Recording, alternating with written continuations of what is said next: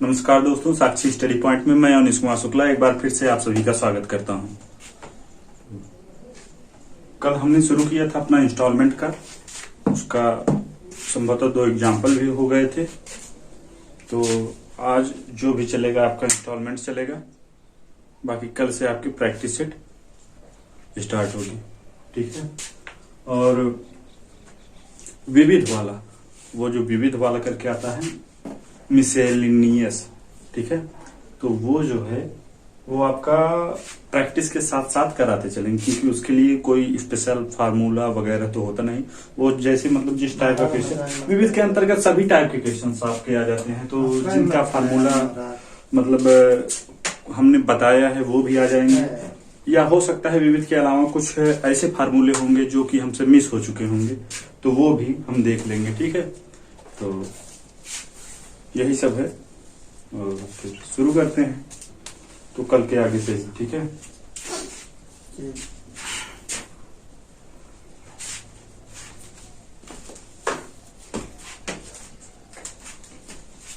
तो पहला सवाल है आपका, आपको स्क्रीन पर दिखेगा, ठीक है, स्क्रीन पर आपको दिखेगा कि 5 किस्तों में दे 8400 रुपए की प्रत्येक वार्षिक किस्त क्या होगी। 5 किस्तों में दे 8400 रुपए की प्रत्येक वार्षिक किस्त क्या होगी, जबकि ब्याज की दर आपकी 10% वार्षिक है। तो 5 किस्तों में दे है पहली बार, तो आप समझ सकते हैं कि किस्त कितने बनेंगे, आपके 5 बनेंगे, और वार्षिक किस्तों में दे है, यानी प्रत्येक वर्ष पर दिए जाएगा, यानी 5 वर्ष टोटल टाइम आपका 5 वर्ष लगेंगे, और किस्तों की संख्या भी 5 ही होंगी, ठीक है। जब कभी भी किस्त कहा जाए तो किस्त हमेशा बराबर होंगी, और 5 किस्तों में दे, यानी अगर 5 वर्षों के बाद आप देते हैं कोई धन तुरंत न चुकाकर, तो आपको 8400 रुपए देने पड़ते।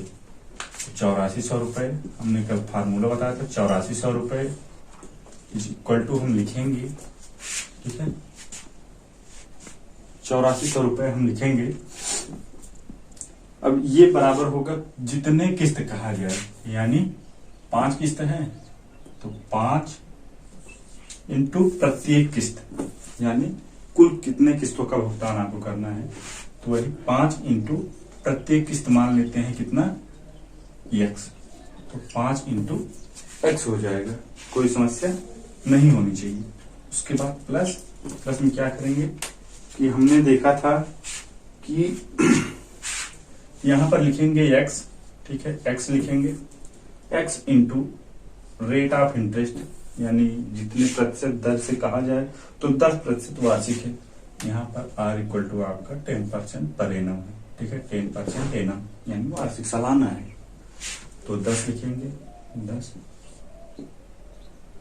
बटे 100 इंटू छोटे कोष्ठक में हम लिख देंगे क्या कि जितनी किस्त कहा जाए उससे एक कम करके, और उसको घटाते रहेंगे, तब तक घटाते रहेंगे जब तक कि 1 ना हमें प्राप्त हो जाए, ठीक है, जब तक कि हमें 1 ना प्राप्त हो जाए, यानी 5 कहा है ना, तो 5 से 1 घटा देंगे, तो 5 से 1 घटाएंगे तो हमारा आए कितना, 4 प्लस 3 प्लस 2 प्लस 1, ठीक है। कोई समस्या नहीं। अगर आपको नहीं समझ में आ रहा है तो आप कल वाली क्लास देखेंगे, और कल वाली क्लास देखेंगे तो आई होप समझ जाएंगे, ठीक है। तो ये हो गया हमारा 8400 रुपए 5 किस्तों में अदा करना है, तो नंबर ऑफ किस्त इंटू x, यानी प्रत्येक किस्त, प्लस प्रत्येक किस्त का सभी समयों में ब्याज, ठीक है, सभी समयों में ब्याज। ये आपका T1 T2 T3, ये कैसे हुआ 4 3 2 1, ये हमने कल वाले वीडियो में विस्तार से समझाया था, तो मैं नहीं समझता कि ये फिर से समझाने की जरूरत है, ठीक है। तो अब यही सॉल्व करना है हमको, तो हम देखेंगे कि अगर आप इसको ऐड करते हैं, इतना तो कम से कम आपको मुंह जबानी आना चाहिए कि अगर हम इसे ऐड करेंगे तो हमारा कितना है, 4 3 7 दोनों है 10 आ जाएगा, ठीक है, 10 कोष्ठक मतलब गुणा होता है, ये 10 दहम में 100, और ये दोनों जो है 100 आपके 100 से कैंसिल हो जाएंगे, यानी बचेगा क्या, इधर तो बचेगा 5x और ये बचेगा 1x, यानी 6x, ठीक है। 6x इज इक्वल टू 8400 आपके पास है, तो x इज इक्वल टू क्या हो जाएगा, 8400 बटे 6 हो जाएगा, ठीक है, 8400 बटे 6 हो जाएगा। अगर बात किया जाए तो हम यहाँ पर नीचे लिख लेते हैं कि x इज इक्वल टू 8400/6, 14×84 और आपका आंसर आ जाएगा 1400 रुपए। तो आपको बहुत ज्यादा दाहिने बाएं करिए। आप जितने लेक्चर्स देखेंगे इस पर बेस्ड, आप लगभग में कंफ्यूज ही होंगे। कोई अलग मेथड बताता है, कोई अलग मेथड बताता है। तो मैं क्या बोलता हूँ कि आप एक ही टीचर से पढ़िए, लेकिन ट्रस्टेड टीचर, और एक ही टीचर से पढ़िए। तो जितने लोगों का विचार आप जानेंगे उतना ही कंफ्यूज होंगे, ठीक है, अगर आप बिगिनर्स हैं तो। अब ये तो हो गया अभी तक केवल किस्त की बात। अब अगला क्वेश्चन हम देखेंगे, जब डाउन पेमेंट्स भी आपका ऐड हो तब कैसे सॉल्व करेंगे हम इसे। देखते हैं अगला क्वेश्चन।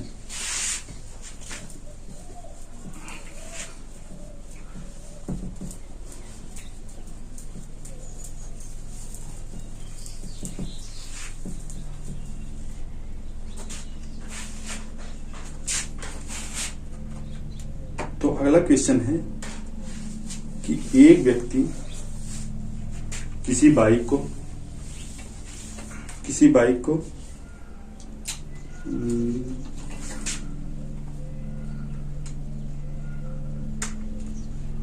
एक व्यक्ति किसी बाइक को 10,060 रुपए में खरीदता है, जो कि 7 किस्तों में दे रहे हैं। एक व्यक्ति किसी बाइक को 7 किस्तों में दे 10,060 रुपए में खरीदता है, ठीक है। तो कहने का मतलब क्या है कि उसका मतलब रेट ऑफ इंटरेस्ट निकालिए। रेट ऑफ इंटरेस्ट कितना होगा, जबकि प्रत्येक किस्त का मान आपका दिया है कितना, 800 रुपए दिया है आपका, ठीक है। तो यहाँ पर रेट ऑफ इंटरेस्ट अगर हम देखेंगे तो कितना है, ये हमको निकालना है प्रत्येक किस्त, यानी x की वैल्यू आपको 800 दिया हुआ है। P = 7 है आपका, और टोटल है विथ द डाउन पेमेंट्स कितना है, 1,060 रुपए, ठीक है। 10,060 रुपए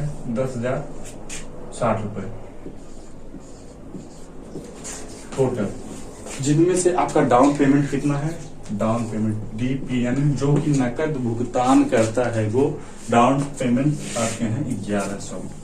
तो कह रहा है कि अगर आप डाउन पेमेंट पहले दिया जाता है, जब कभी भी हम कोई चीज खरीदते हैं तो डाउन पेमेंट पहले ही दे दिया जाता है। उसके बाद इंस्टॉलमेंट हमारा 1 साल या वार्षिक मासिक जैसा भी रहेगा, उसके बाद से हमारा शुरू होगा इंस्टॉलमेंट, ठीक है। तो हमारे पास क्या क्या है, ये है x है, टोटल कुल राशि कितनी दे है, ये है, डाउन पेमेंट्स है, निकालना क्या है हमें, रेट ऑफ इंटरेस्ट। तो आप इसे समझेंगे कि अगर मैं कहूं कि मैंने 1100 रुपए 10,060 में से 1100 रुपए मैंने दे दिए, तो ब्याज हमारा लगेगा, जो भी लगेगा वो लगेगा किस पर, फिर लगेगा हमारा 8960 रुपए। यानी इसमें से 1100 घटाएंगे तो बचे कितना, 8960 रुपए, ठीक है, 8960 रुपए, ठीक है। तो अगर हम इतना दे देते हैं तो हमको इतना देना पड़ता है, ठीक है, 8960 रुपए देना पड़ेगा। कब, जब हम बीच में कोई भुगतान न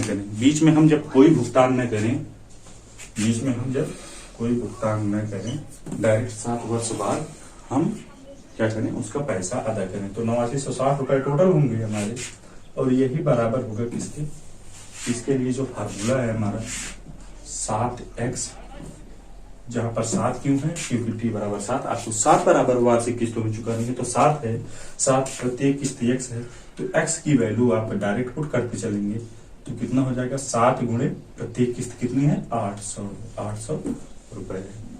कोई समस्या नहीं होनी चाहिए यहां तक।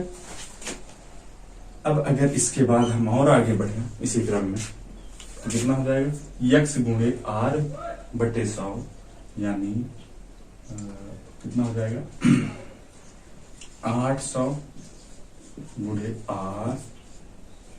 r/100 इंटू कितना 7 किस्तों में देना है, 7 किस्तों में देना है, तो हम 7 से घटा के उसके बाद जोड़ते चले जाएंगे। तो 6 + 5 + 4 + 3 + 2 + 1, ठीक है, ये हो जाएगा हमारा। कोई समस्या? ठीक है।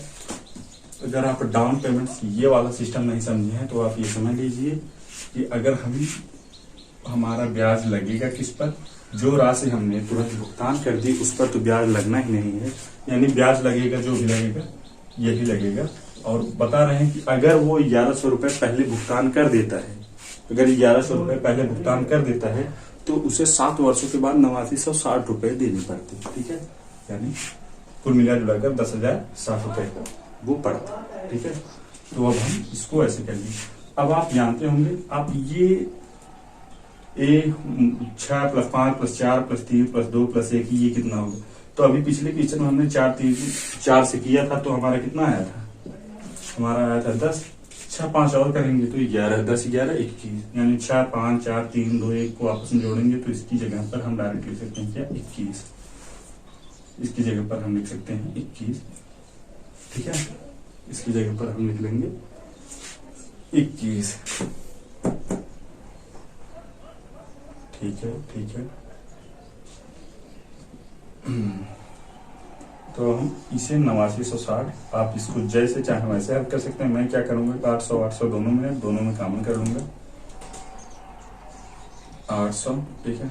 बचेगा क्या? इधर बचेगा 7 प्लस इधर बचा 21 R/100, यानी हम अगर कहना चाहें तो कह सकते हैं क्या कि 700 + 21 R/100, 00 से 00 कैंसिल, 8 से इधर काट लेंगे, 8 के 8, 8 के 8, 8 दूना 16, 0, यानी 700 + 21 R = 1120। तो हम निकालेंगे 21 R = हमारा निकल के आएगा कितना? 1120 में से 700 अगर हम माइनस करेंगे तो 420 बचा। कितना बचेगा? 420। देखिए ना, अगर कोई भी गड़बड़ी कहीं लग रही हो तो देख सकते हैं कहां से आप मिस कर सकते हैं। अगर आपको ये स्टेप बड़ा लग रहा हो तो हम आपको ये समझाने के लिए कर रहे हैं, नहीं तो हम और भी शॉर्ट में कर सकते हैं, ठीक है। तो लेकिन पहले समझ तो विकसित होनी चाहिए, ठीक है। तो इसलिए एक बार उदाहरण में देखिए, तो 21 R = 420, तो वैसे जाते हैं 21 दूना 42, तो यहाँ पे R = निकल के आएगा आपका कितना? 20%, ठीक है, 20%। कोई इश्यू नहीं होनी चाहिए। एक बार फिर से अगर आप समझना चाहें तो समझ सकते हैं कि अगर आप 1100 रुपए डाउन पेमेंट, एक व्यापारी बाइक एक व्यक्ति बाइक खरीदता है कितने में? अगर वो 1100 रुपए डाउन पेमेंट जमा करता है तो उसको बाइक 8960 रुपए में मिलती, ठीक है, 8960, यानी उसको कुल राशि कितने खर्च करने पड़ते? 10,060 रुपए, ठीक है। तो हमने डाउन पेमेंट को घटा दिया, यानी 8960, ठीक है, 8960 कुल 7 वर्ष ब्याज 7 वर्ष बाद अदा करने पड़ते उसे। 8960 = 7 गुणे x, यानी आपका किस्त दिया है, R पूछा है, 7 गुणे 800 + 800 गुणे R/100। इसके बाद 7 किस्त है तो 6 से शुरू करेंगे, 6 से 1 तक जाएंगे, 4 5 4 3 2 1 आपस में ऐड कर लेंगे, 21 आ जाएगा, ठीक है, 21 आ गया। अब हम क्या करेंगे, अब इसको सॉल्व करने के लिए या तो हम ऐसे इसका गुणा करें, फिर इसको काटें, इसका गुणा करें, ऐसे करें, या फिर जैसे चाहें, फिर इसमें से घटाएं। तो हम डायरेक्ट कर लिए ऐसे कि 800 दोनों में है, दोनों टर्म में हम कॉमन ले लिए, इधर बचा 7 और जब ये 100 ज्वाइन होगा तो 700 हो जाएगा, ठीक है, टोटल 700 हो जाएंगे। 100 का गुणा करेंगे 700 हो जाएगा, 800 कॉमन है, 7 अलग है, 7 का बटे 100 नहीं है लेकिन इसका बटे 100 है, ठीक है। तो 700 प्लस यहाँ पे 21 R, क्योंकि 800 हमने कॉमन ही ले लिया है, तो 700 + 21 R/100, ये 00 इस 00 से कैंसिल हो गया, 8 बचा, 8 को हम 8960 से भाग करेंगे, 8960 से भाग करेंगे तो हमारा 1120 आता है। 1120 = 700 + 21 R, तो R की वैल्यू निकल के आएगी आपकी 20, क्या 20%, क्योंकि R है रेट ऑफ इंटरेस्ट, इसलिए परसेंटेज लगेगा। तो इसी क्रम में हम अगला क्वेश्चन देखेंगे।